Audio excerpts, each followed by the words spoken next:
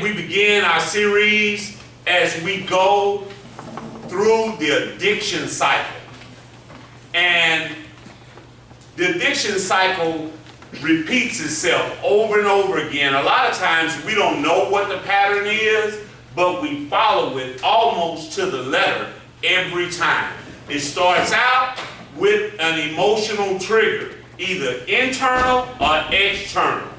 Then that induces a craving, and then that's that desire to use. Then we follow that ritual, which is our pattern that we repeat over and over again. Then we actually go out and pick up or use. And then we come back with that guilt and shame and remorse that is so overwhelming that we almost go back through the cycle again. And that repeats itself over and over again, sometimes for years. So today what we're going to look at is the first part of that, called emotional triggers. And we looked at those in detail this morning. We have what we call external triggers and internal triggers. I'm just going to name off a few of the external triggers. Being home alone, going to a bar or club, before a date, before a payday, going to the park, going out on a date. We looked at being aroused sometimes can be, or a certain type of person. External triggers can also be certain people, certain places, certain things, certain situations.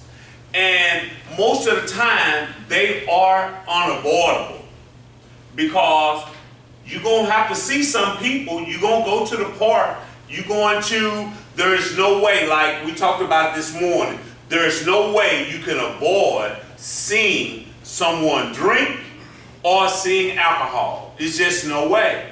If you go to a restaurant, somebody may be drinking. Maybe not at your table, but there's people in there drinking.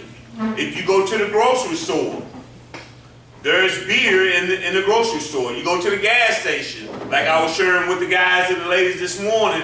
I went to a gas station. It normally don't bother me, but I went maybe 3 weeks ago, and those two big old barrels of beers was sitting there right while I was trying to pay, and I'm looking at the beer, and before I knew it, I was triggered.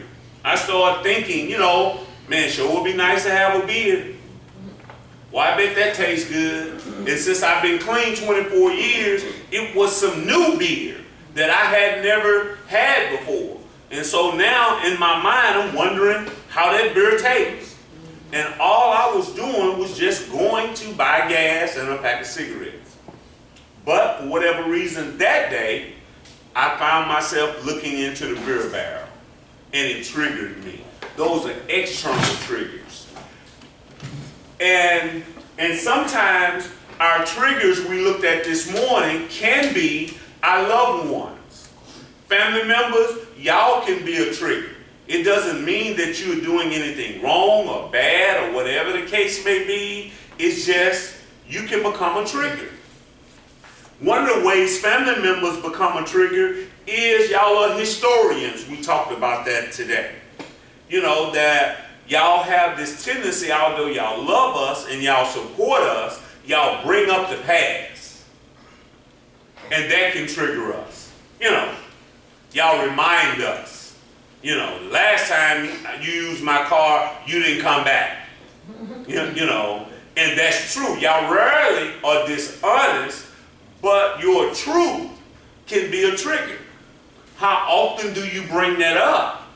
You have to ask yourself. And we liken it to playing spades, and historians, that's the big joke.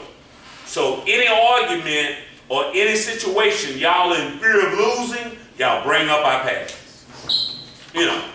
If we say, one of the guys say to his wife, I thought you weren't going to buy any more purses. And you actually said you weren't going to go shopping no more. You know what you say then? Did nobody say nothing about you when you spent all your money up on dope? We have no defense against that. Y'all win. And so what y'all have to figure out is, how do I love and support this person and not bring up their past all the time just to win an argument? You can't take us back and beat us up with the past. And so we have family members that are triggers. We have family members who we use with, and we love them, and we have to figure out how to integrate back into those relationships. So those are the external triggers. In the meeting rooms, we just call them people, places, things, situations. And normally, it's normal activity. The other part is emotional triggers, and I believe that that part is probably the most critical part, because this is a feeling disease. We don't know how to deal with and That's right. our emotions and our feelings, but we have them. That's right. Like being frustrated, being rejected, feeling guilty, being criticized, feeling jealous, being bored, grieving, worrying. Those emotions bring about an emotional trigger, and those are normal. And so, like I've said for the third time, the external and internal triggers are things that are unavoidable. But what we don't have is what they call coping skills. We don't know how to deal with life on life terms. That's right. So if it is you family members, it's not your fault unless you're overtly doing something. Other than that, it's not your fault. You are right when you say, you can't drive my car, or you can't have the bank account. You can't have my debit card. It's foolish of you we first come home on our first pass at 4 months, and you say, here's the keys to my car, and here is my bank card. That's not wise. That's right. So sometimes you have to tell us, no, you can't drive my car, and no, you can't have my bank card. I will go with you. Sometimes you got to hurt our feelings. You got to bring up the past. Now, brothers and sisters that are in the fellowship, how are you going to respond to that? Do you go on and try to force your way in? I've been in the program 4 months, so why I can't drive the car? That's the time to bring up the past, family members. That's when you say, 4 months ain't nothing. Yeah. Last time you done that. And then we'll come to ourselves. But not for every occasion you can't bring it up. External triggers, people, places, things, situations. Internal triggers are emotions and feelings. Yeah. And this is again a feeling disease. On page 23, it says that my disease is centered in my mind rather than my body. It is in my thinking. It is how I interpret a situation. That's right. So you can say one thing to us, but we'll hear something else. That's right. And then we'll incorporate a whole list of feelings, and you'll be saying, I didn't say that. That's why a lot of times with them, I ask them to repeat what I just said. Say, all right, tell me what I just said. What did you hear? Oh, I heard you. No. Now, you may know you may have heard me, but you didn't hear me. You see what I'm saying? That is totally different. What that does is it gets down to what was your interpretation of what I said. And we will get some feelings behind that. And you can say, no, you can't drive my car. And we'll hear, you don't love me and you don't want me. That's right. And you say, no, baby, I do want you and I do love you. You just can't drive my car. No, you don't love me. You see what I'm saying? And some of y'all family members have heard that. We hear it around here all the time. I can say anything. When I say no, their interpretation of whatever I just said is totally different because some feelings are associated with it. Rejection hurts every time. That's right. To everybody. You see what I'm saying? Nobody wants to be rejected. But for us as addicts, we take it more personally than other people. And we do not regroup well. Yeah.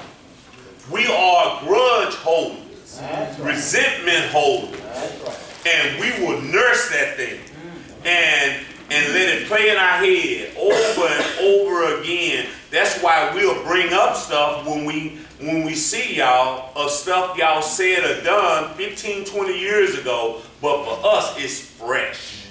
And you be like, you still holding on to that? Yes. You didn't buy me a bicycle when I was 7 years old, and that's why I'm an addict. Wow. Yeah. Yeah. Resentment is the number one offender of drug addicts and alcoholics, and from that stems all spiritual diseases. That's right. Got it? External triggers, people, places, things, situations. Internal triggers, those are feelings. And one of the biggest ones that we have when it comes to internal triggers, the NA text says this: we are people who don't know how to live outside of calamity and chaos. So that's why boredom is such a trigger to us. Yeah. See, because we have been so accustomed to living in that insane world, so to experience normality is boring to us and detrimental to us. That's why this program, when you have to be in it for 6 months, is so difficult, because it ain't enough chaos.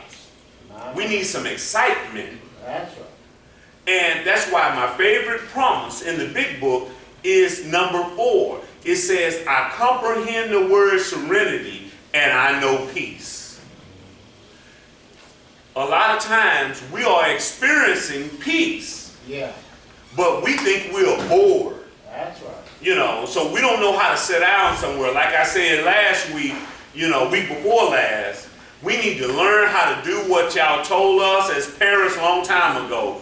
Boy, get somewhere and sit down. Yeah.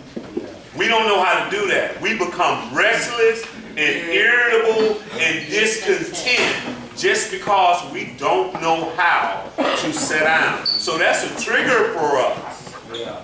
And we will start some calamity like we done. I said this last week before last. Everything can be going fine. We'll just go to messing with you and start some stuff because we need some chaos. And then once you cuss us out, we can go sit down. So that's what I was looking for.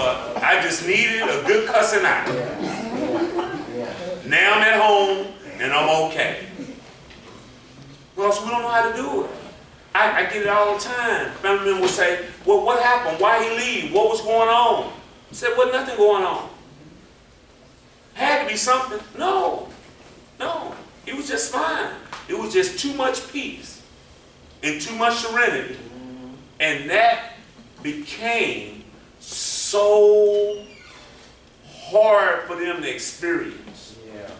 When I first moved and got my own place, and I'll move on to the lesson, I said that the quietness, Cutler, was so loud, it was deafening.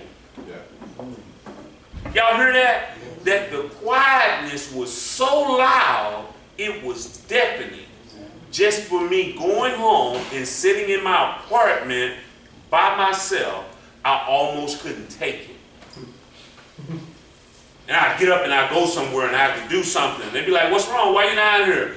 Man, ain't nothing to do at home. Turn the TV on, man. Read a book. Yep. Exercise. Go to sleep. That's right. Like, man, well, shoot, I got up at 8. I done one push-up. I read a paragraph. I watched the show, and now it's 10 o'clock a.m. What am I supposed to do for the rest of the day? Yeah. I'm a nervous wreck because I ain't got nothing to do. And so that's when it's dangerous, because now I want to go ride. Yeah.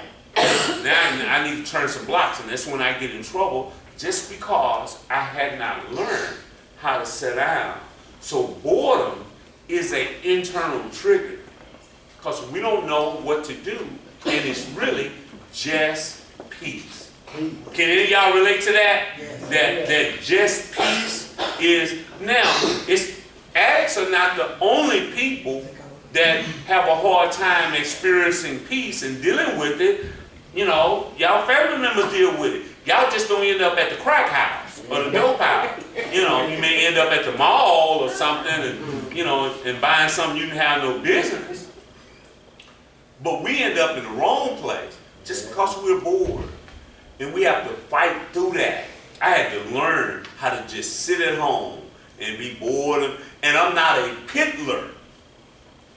What is a piddler? A piddler is somebody that just finds something to do around the house for no good reason at all. You go and clean the garage out. You know, you standing around and saying, you know, I need to change those drapes. You know, I didn't know what my mother was doing. She was piddling. She'd be saying, boy, get up. We better change the paper in the cabinets.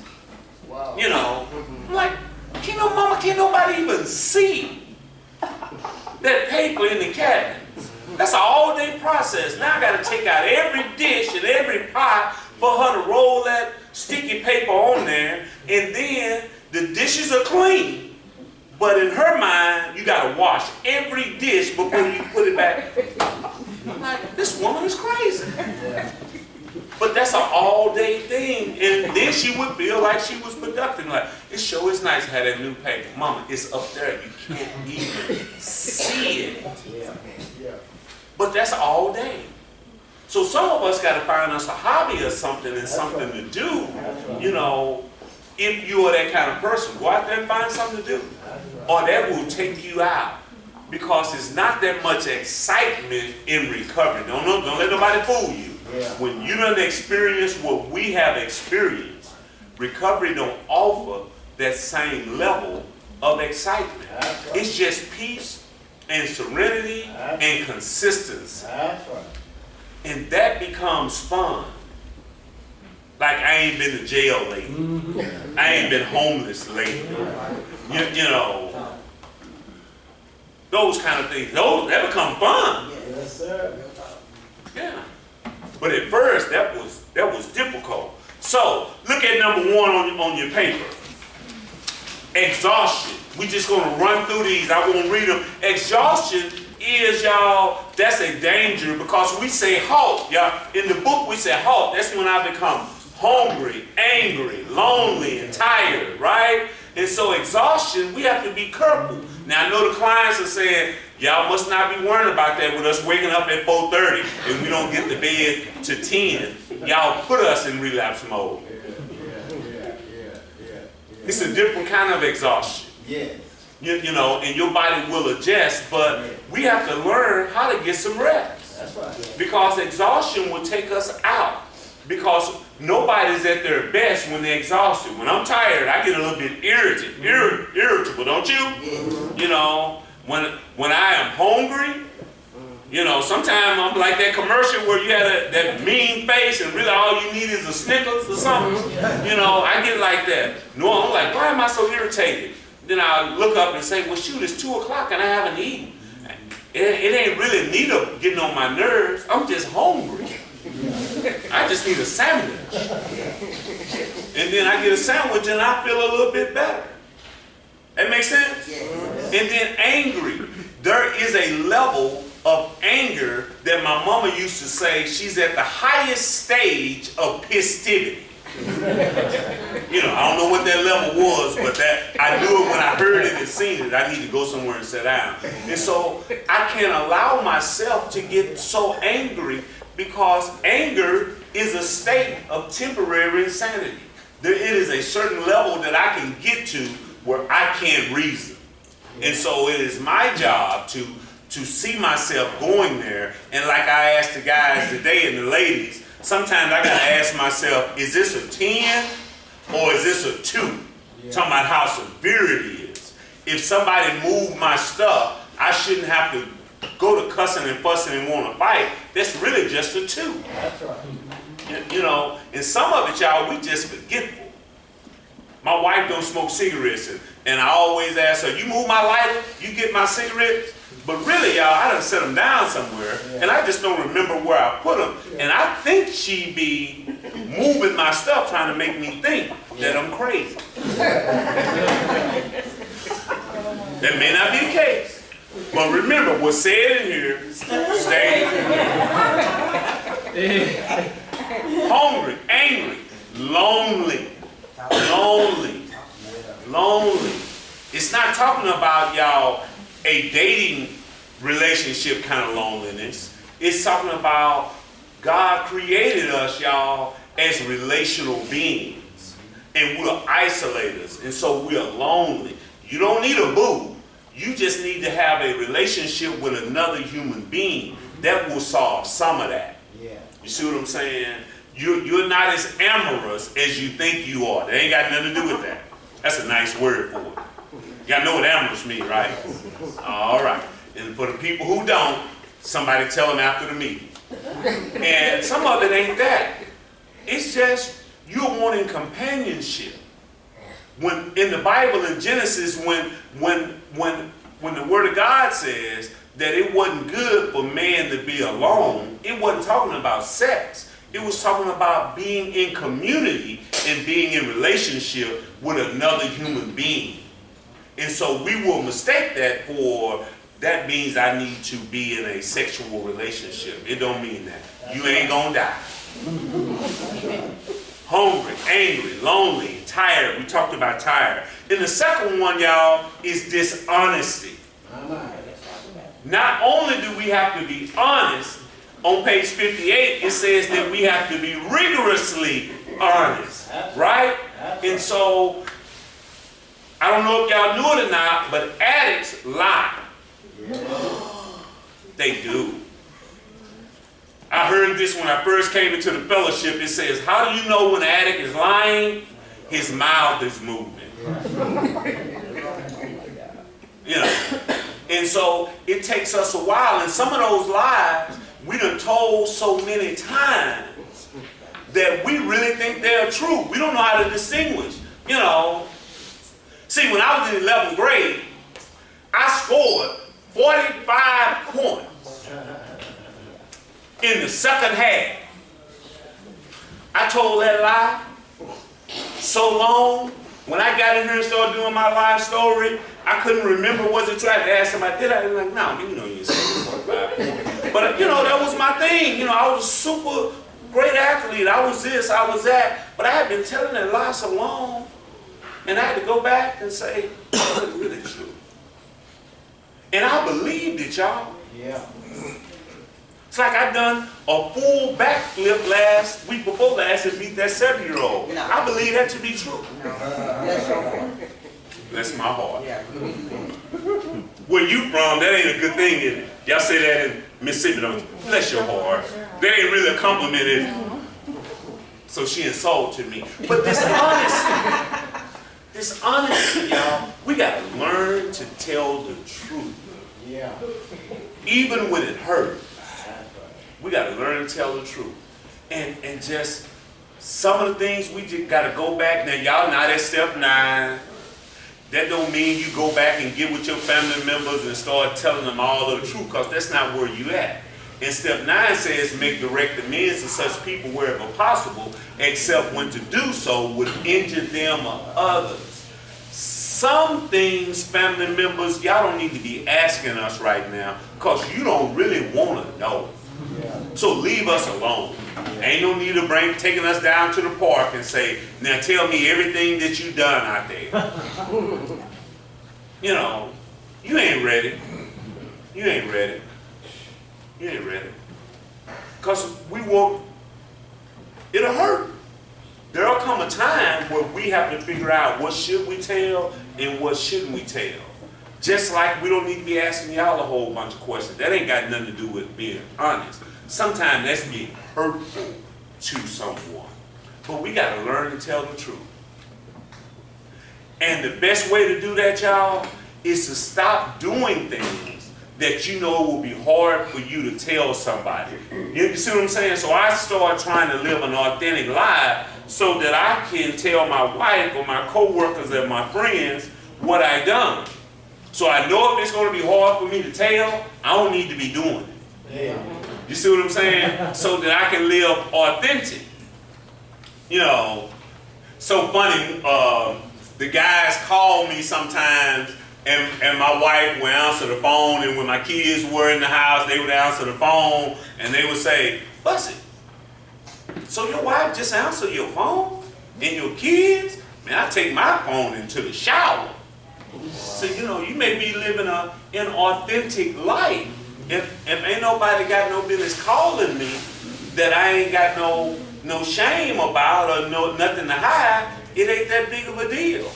You know, that's just me. I ain't saying it. Don't nobody go back and say, Bussy said I ought to be able to answer your phone. That's not what I said. That's not what I said. That's not what I said. Got it? Got it. But that's the way I roll. I try not to do nothing. But honesty is big for us because dishonesty will get us high.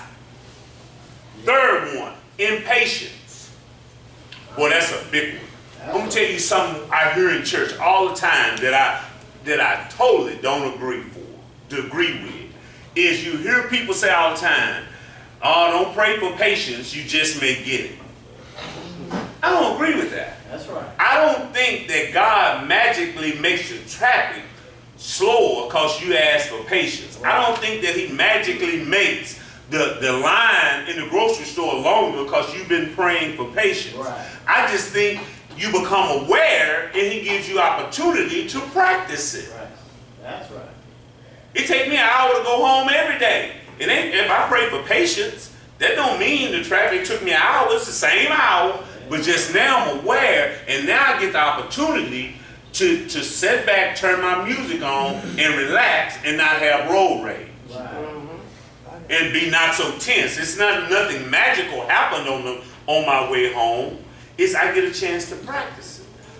But for us in recovery, patience is important because we want what we want when we want it right now. Amen. And so we get a job, we want to be the CEO in 2 weeks. We want our family members to take us back and forgive us in a month. And we got to learn how to have some patience and know that recovery is a process and it don't happen all at once. That's right. That's what it is. And so, but we're impatient people, right? Yeah. Yeah, we want it all. I tell the guys who are in relationships, I said, the rule of thumb of mine is anyway, it takes our family about half the time that it took for us while we was using for them to forgive us. You know, you've been married 12 years and you've been using the whole time. You probably got about 6 years before they have completely forgiven you. That don't mean they don't take you back, but every now and then they will fall into their historian mode or they fall off too, because guess what? Family members have internal and external triggers as well. If the addict can fall off, the family member can fall off. Yeah. So family members, y'all need to learn what are your external triggers, what are your internal triggers as it relates to us, and how do you handle it? You see what I'm saying? See, when you see something off or we're late or whatever the case may be, you got to learn how to respond more appropriately. You know, if we say we're going to be at home at 5:30 and now it's 5:45, sometimes y'all fall completely off. Calling us, calling everybody. We walk through the door, y'all cuss us out because you done fell off. Because us being late is a trigger for y'all. Us not answering our phone is a trigger for y'all. Right? And y'all go off. And y'all gotta stop and pray and think it through and call somebody. And all of the things that we practice, y'all gotta get y'all a program too. That's right. You know, we make y'all sick. And guess what, family members? I know y'all didn't come here for that. Y'all are just as sick as we are. It is in direct proportion. However bad you think your loved one is, you right there. On the same level. I ain't gonna ask none of y'all, so don't worry about it. But just think about how sick you think your loved one is. You get in your mind, that's you. Because you do things and say things that just, because you have been in this crazy cycle of reacting for so long, and we have taken you out of yourself. Some of y'all didn't cuss and all of that stuff as much as y'all do. Shoot. Brother Sturkey, that lady probably didn't cuss when you got her, but I bet she's a cusser now. That's what my wife said, you know, I used to be cussing, and I've been clean ever since we've been together. She said, you can bring some stuff out of me that I didn't even know was there. Now, I don't buy that. I think it was already there. But that's what she said. She said, you know, because it's hard living with an addict, whether they're using or whether they are clean. That's right. Because we are moody, selfish people. That's right. Clean. We ain't got to be hot. That's right. We hard to deal with clean. That's right. Yeah. Because sometimes we just don't want to be bothered. Yeah. You know, for no reason at all. But we want you available at our beck and call every time. Is it just me? No. You know, when I don't want to be bothered, I don't want to be bothered. But you need to be available like a waiter, just standing there at all times, ready to serve me. You know. That don't happen, that's just in my mind. I ain't found nobody to do that, but now I'm mad. Now I'm mad.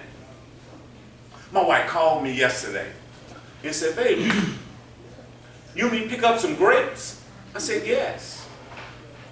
I said, the green ones.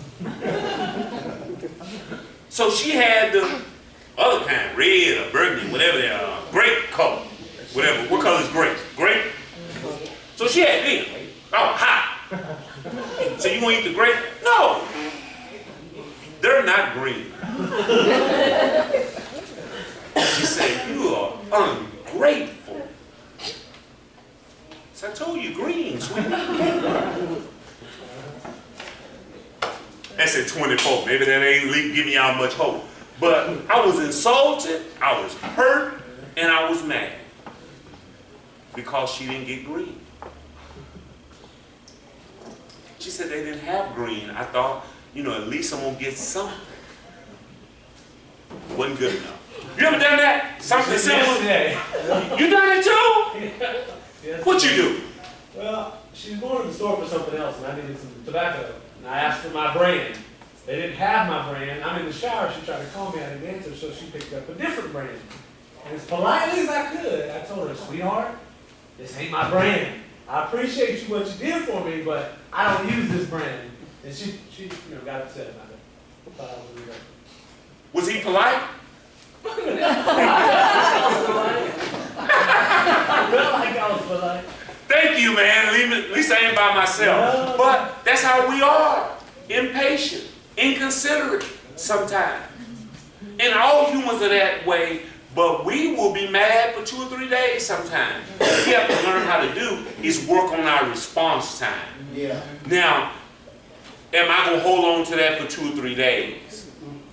Or will I bounce back? Or after me and him have done something like that, and then our spouses or mates are mad, then we want to be as mad as long as you are. So, all right, we're going to work this out. But if you show any signs that you ain't gotten over it, I need to get mad all over again. Because you ain't going to get to be mad by yourself. I'm only going to bow down and be nice one time. Oh, how are you? Oh, okay, so that's the way we're going to play. So let me roll with it. Argumentative, same thing. We become combative, and we got to learn how not to be argumentative, because becoming argumentative is a trigger for us. And we have to learn how to have some peace. It says in the serenity prayer, check this out. God grant me the serenity to accept the things that I cannot change, courage to change the things that I can, and the wisdom to know the difference. guess what? Some people, some places, some situations, I can't change. So ain't no need of me getting mad. Now there is a time that I need to, it's all right to be mad. It's a such thing as a righteous anger. You know that? But it's how I respond. What I need to realize on page 452 in the big book, it says that I got to regard my serenity at a higher level than I do my sobriety. Because if I am restless and irritable and discontent too long, I'm going to fall off. Yeah. So I don't need to put a whole bunch of emphasis on staying clean. I need to put more emphasis on being at peace. Yeah. Because I don't have the coping skills to be thrown off long That's right. without medicating. That's right.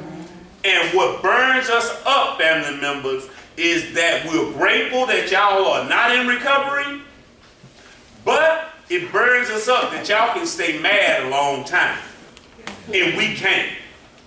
You see what I'm saying? See, I'll fall off if I stay mad at her for a long time.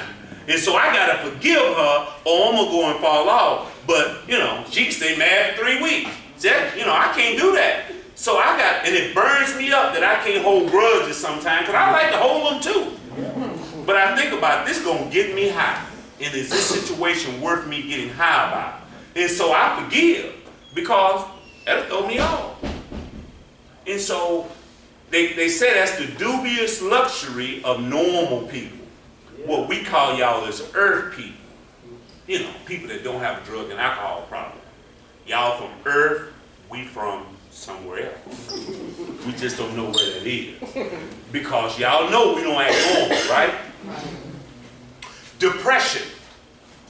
Depression, that's the next one. Let me hear it. Depression.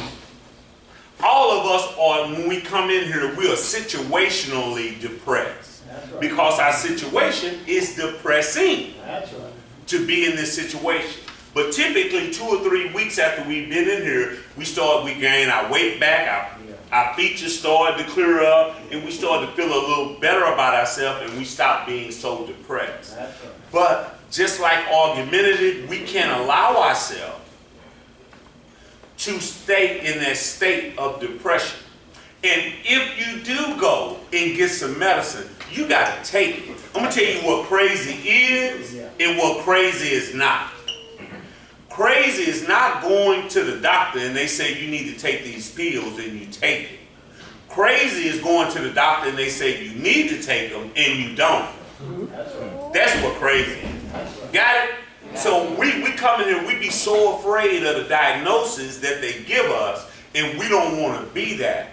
If that's who you are, you can function That's right. with being dual addicted. That's right. I've seen a lot of people that's bipolar, schizophrenic, or have a major depression disorder, anxiety disorder, adjustment disorder, and all those maladies that they say stay clean for long periods of time. That's right. And now they say, y'all, in the new DSM-6, the Diagnostical Statistical Manual, they say they have a new diagnosis they came out with a few years ago. It's called post-traumatic stress disorder, Yeah. which is the same thing. It was first, they came up with it when the troops came from Vietnam, and they had post-traumatic stress disorder. But all it is, y'all, is trauma. And sometimes the trauma that we have went through while we were out there using messes us up. Yeah. We be like Uncle John when he come back and they said, hey, you got to wake him up with a broom. You go over there, he like to wake up thinking he in Vietnam and that crazy. He hear a backfire on a car and he dive on the ground. It's not to that extent, but we're just in shock sometimes, y'all. Yeah. They say it's like this. We live in survival mode when we're out there using. That's right. That's what it is. It's that extended period of being in survival mode that throws us off. God didn't create the human brain and emotion to live like that. Yeah. When you're afraid you're going to lose your life, or you got to take your life, or you may have to fight, or when you're like that for a long period of time, that does something to you. That's right. And so that's what that is.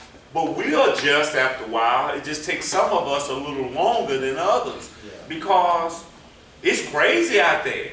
That's right. And that affects us emotionally. And some people snap back quicker than others. Like around here, shoot, at least once or twice a week, somebody jump up and go to cussing and want to fight it. And the clients be halfway scared. I'd be like, man, it's okay. They're all right. They just had a moment. Yeah. He ain't gonna really kill you. He just said, I will kill you. Twice a week. Every week. 3 times this week. And normally it's toward me. I need hazardous pay. Because at least twice a week my life is threatened. Twice this week. Frustration. Frustration. And we get frustrated real easy. And it normally goes with us not getting our way. Self-pity is another one that's an emotional trigger for us. They say, pour me a drink. That's how it goes. And we're always victims. One of the first things that we learn in recovery is that we are not a victim. Yeah. See, you can't be a perpetrator and a victim at the same time. You know, you're one or the other, but we're always a victim. We'll do something to you, you retaliate, and we the victim. Yeah. No, baby, you're the perpetrator. You're not the victim.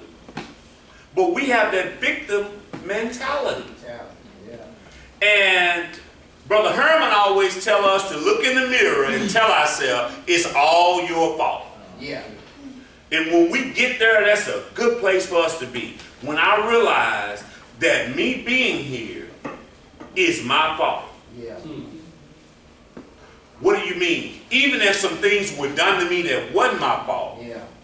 When I was 12, when I was 15, but now I'm 50. Yeah. How long do I blame Yeah. stuff from my childhood as an excuse that happened 30 years ago? At some point, I have to take responsibility and deal with it. Even though I may have been a victim 10 years ago, today I'm not a victim. That's right.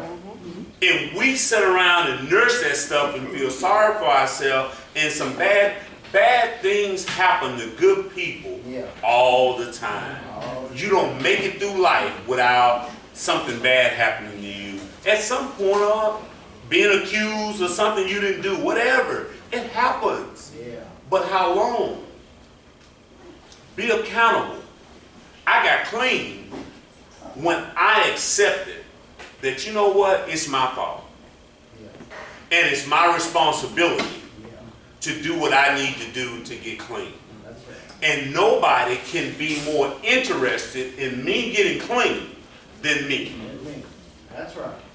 Now, I have some people that love me and they want me to get clean, but they can't want it more than me. That's right. Family members, if you're doing more work and no more wearing than your loved one, you the problem. They call that codependency and enabling. I ask people all the time, where does Christianity end and enabling begins? Where does love end and codependency begin? It's a fine line. And you don't even know sometimes when you cross it. Where you just being a loving, concerned parent or mate or loved one to where you are part of the problem. You know? Because if every time I run off and I'm inside Dallas, you come and get me, you are enabling me. Every time I get in trouble and I need some money, you bailing me out, you ain't helping. You know? And that's scary because you thinking that if I don't help, what if something happened? Yeah. So emotionally, I got to go and do this because it will just make me feel too bad if I don't. And so I wouldn't be able to sleep at night. I wouldn't be able to live with myself. We get clean when y'all stop. That's right. You gotta prayerfully know what a line is. And for every person, it's different. You see what I'm saying? You can't go at the line that the next parent or the next wife go to. You gotta pray for wisdom in yourself and take leadership where I believe of the Holy Spirit. Because I've seen some family members, I've seen wives stay in relationships for 17, 18 years.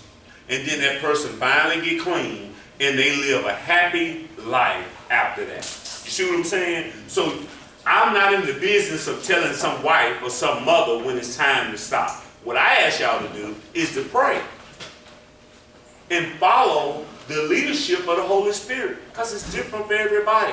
Because that next time you go and help may be the time when they stop. But you got to figure that out for yourself and figure out how much is enough. Most addicts that are clean have the same story, and they say, I got clean when such and such stopped. Yeah. When my loved one got out of the way and allowed me to hit the bottom that I needed to hit, that's when I got clean. That's right. But you got to figure that out for yourself. It's different for everybody. Don't allow nobody to tell you when it's time to stop or when it's time for you to go. That's between you and God. But after the Holy Spirit is telling you to stop, you need to stop.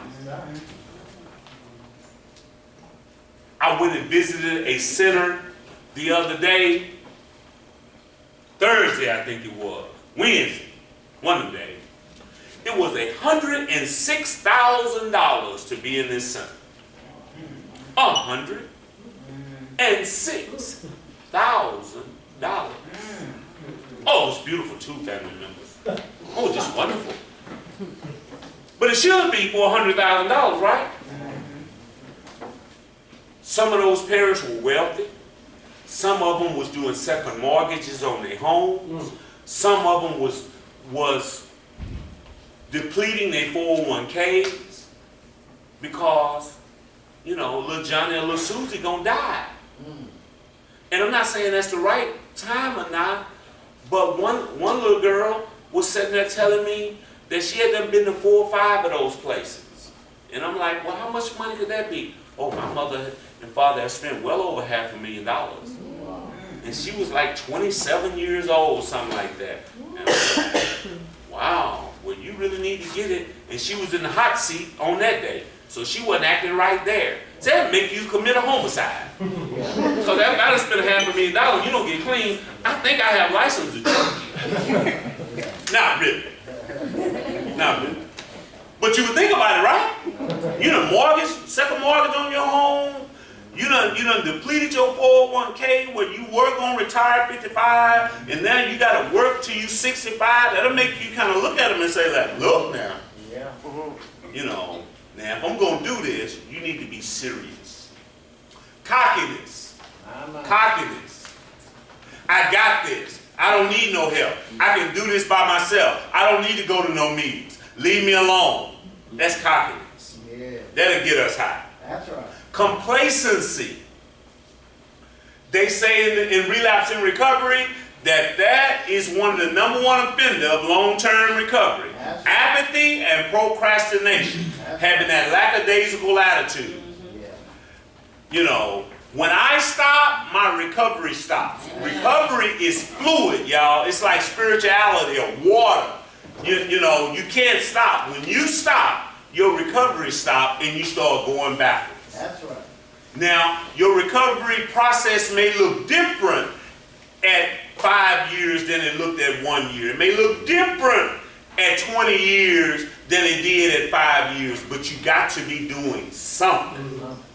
You can't just stop and go and live a normal life, whatever that is. And family members, sometimes our recovery becomes inconvenient to you, especially as a mate.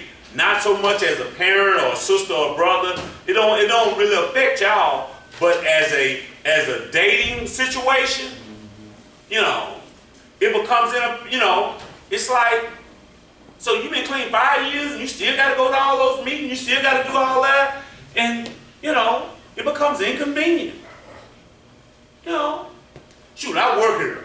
I was on my way at 4 o'clock to go see a movie and to go see The Shack. And I told my wife this morning I had forgot Benny was having his 16-year party today, and she done already bought the tickets. And y'all pray. You know, I'm in trouble. But I like, hey, baby, I'm going to try to get out of here, but this brother's celebrating 16 years. Maybe I'll just give you the money back for the tickets, and maybe we'll go a little later, and this and that. Oh, it don't show again at 8. Then by 8, I'm going to be tired. But I promise this woman I'll take her to the movie. But ain't looking good, brother. She looked at me like, man, you in trouble. Pretty much. And so what do? I got to go home with a good attitude and take that hit, right? Go home and she mad and her lip stuck out and I got to just take it. Or do I say, now I ain't going to hear this but once now. Is that the way? Help me out, brother. What I do? I done messed up. Help me out. Take the hit. Take the hit, I guess. Take the hit, I guess. The other brother been married a little long. He said, man, you go home and take that hit, man. That's how you stay married for a long period of time. He knew. Don't listen to him. Expecting too much from others. We're almost through. Expecting too much for others. We start to expect others to do for us what we should be doing for ourselves. It says, the higher my expectations, the lower my serenity. And we got to stop expecting so much from other people. Make sense? Yeah. Number 11, letting up on our discipline. And that's when we just stop working the program because we get tired. And it says that the time we experience our greatest growth is that this program will become monotonous and boring. We get tired of repeating these same practices over and over again because you would think that once I do this for a year or 2 years, I should have enough and I shouldn't have to do it no more. But that's not how this process works. You got to still do it. I got 24 years clean and I still got to work a program. I'm trying to beat this thing because I know that if I stop, my recovery may stop.